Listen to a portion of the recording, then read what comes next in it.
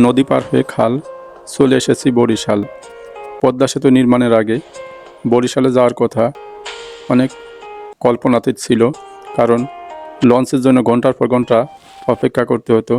সেই বরিশালে আজ 3 থেকে 4 ঘন্টার ব্যবধানে ঢাকা থেকে যে কোনো মুহূর্তে আপনি খুব সহজেই বরিশালে পৌঁছে যাবেন। আসসালামু আলাইকুম, আমি MS সিরাজ।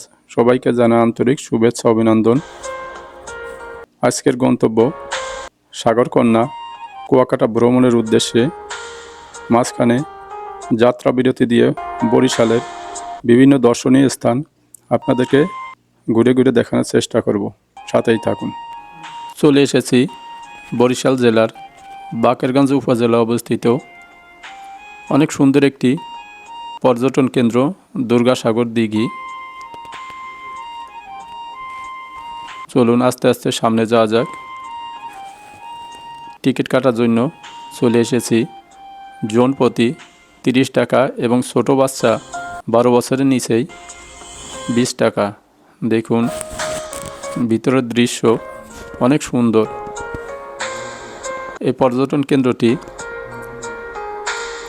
ভিতরে যেসব দর্শনীয় স্থান আছে তা আপনাদেরকে দেখানোর চেষ্টা করব।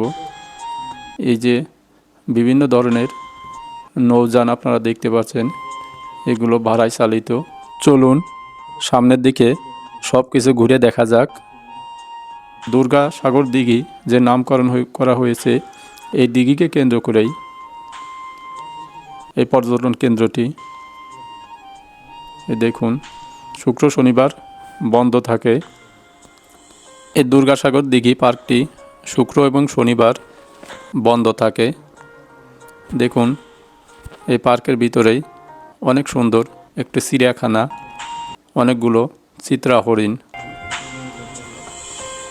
এই যে দেখুন দাঁড়িয়ে আছে দর্শকদের দিকে তাকিয়ে কান খাড়া করে।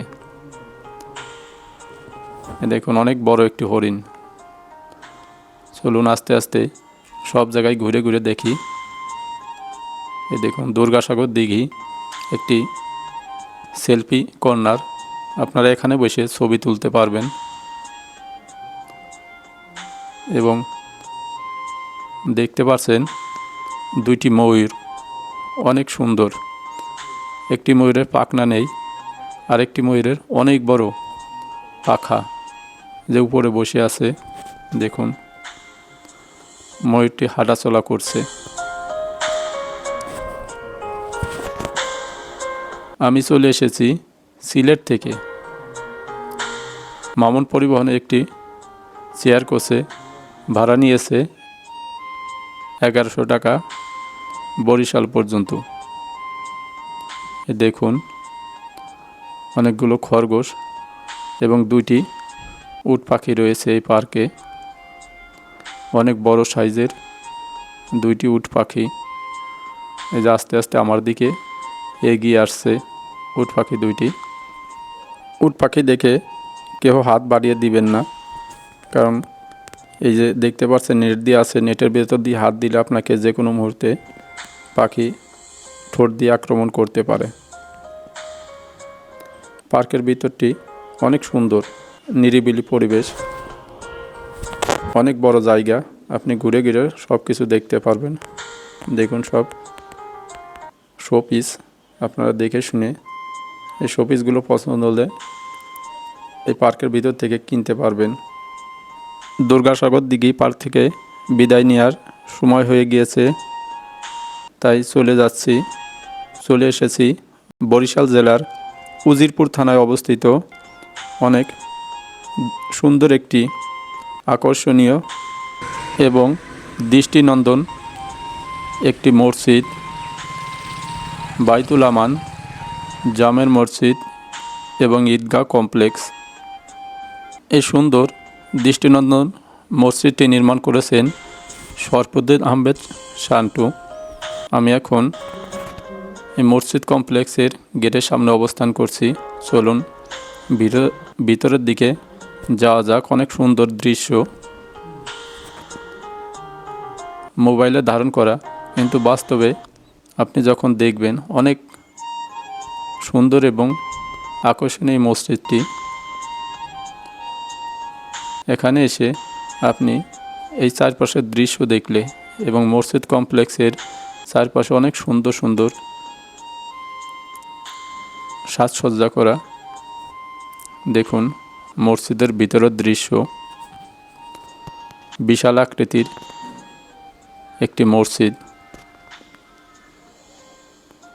সব জায়গায় ঘুরে ঘুরে আপনাদেরকে দেখানোর চেষ্টা করছি। অনেক বড় এই মসজিদ কমপ্লেক্সটি, পাশেই রয়েছে এতিমখানা। আপনি এখানে আসার পর এই মসজিদের কারুকার্য দেখলে এবং আশপাশের পরিবেশ দেখে এখান থেকে আপনার যেতে মন চাবে না। দেখুন অনেক সুন্দর ভিতরের দৃশ্যটি, মনে হবে এখানে এক ওয়াক্ত নামাজ পড়ে তারপরে এই মসজিদ এলাকায়। দেখুন অনেক দর্শনার্থী এসেছে মসজিদটি দেখার জন্য। প্রতিদিন অনেক দর্শনার্থী আসে এই মসজিদের দৃষ্টিনন্দন দৃশ্য দেখার জন্য এবং আশপাশে ঘুরে ঘুরে সবাই দেখছে। দেখুন চারপাশের দৃশ্যটি অনেক সুন্দর। শীতের মৌসুম, তাই একটু আবহাওয়া মেঘলা আকারে। চলে এসেছি বরিশাল জেলার নৌবন্দর টার্মিনালে। দেখুন অনেক বড় আকৃতির। আমি আগে কখনো এই নৌবন্দর দেখি নাই, তাই চলে এসেছি। দেখুন বিশাল দেহের একটি লঞ্চ টার্মিনালে দাঁড়িয়ে আছে ঢাকা টু বরিশালগামী। এই লঞ্চটির নাম শুভরাজ। এই লঞ্চটির ধারণ ক্ষমতা 1000 সিটের 3 তলা বিশিষ্ট। এই লঞ্চটি দেখলে পরে মনে হবে একটি বিল্ডিং। বিশাল বড় আকৃতির এই লঞ্চটি। দেখুন অনেক বড় এই লঞ্চটি।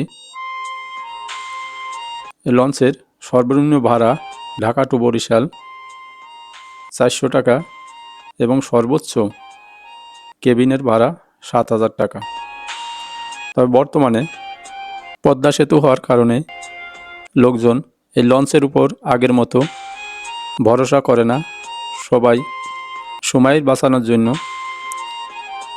যে যেভাবে পারে লঞ্চ অথবা বাসে ঢাকা টু বরিশাল গমনাগমন করে। দেখুন লঞ্চের ভাড়ার তালিকা।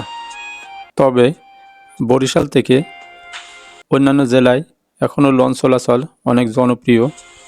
দেখুন লঞ্চের ভিতরে অবিকল বাসের মতো সিটগুলো দেখুন সারিবদ্ধভাবে। বিশাল বড় আকৃতির এই লঞ্চটি, যা মনে হবে একটি ফুটবল মাঠের মতো। এই দেখুন যে 400 টাকার ভাড়া, এসব জায়গায় আপনি বসে শুয়ে আরাম করে ঢাকা যেতে পারবেন। এবং এটি লঞ্চের ভিতরের দৃশ্য। আমি ভিতরের দৃশ্য দেখে মনে করেছিলাম যে কোথাও বিমানের ভিতরে এসেছি। এবং এটি লঞ্চের বাহিরের দৃশ্য।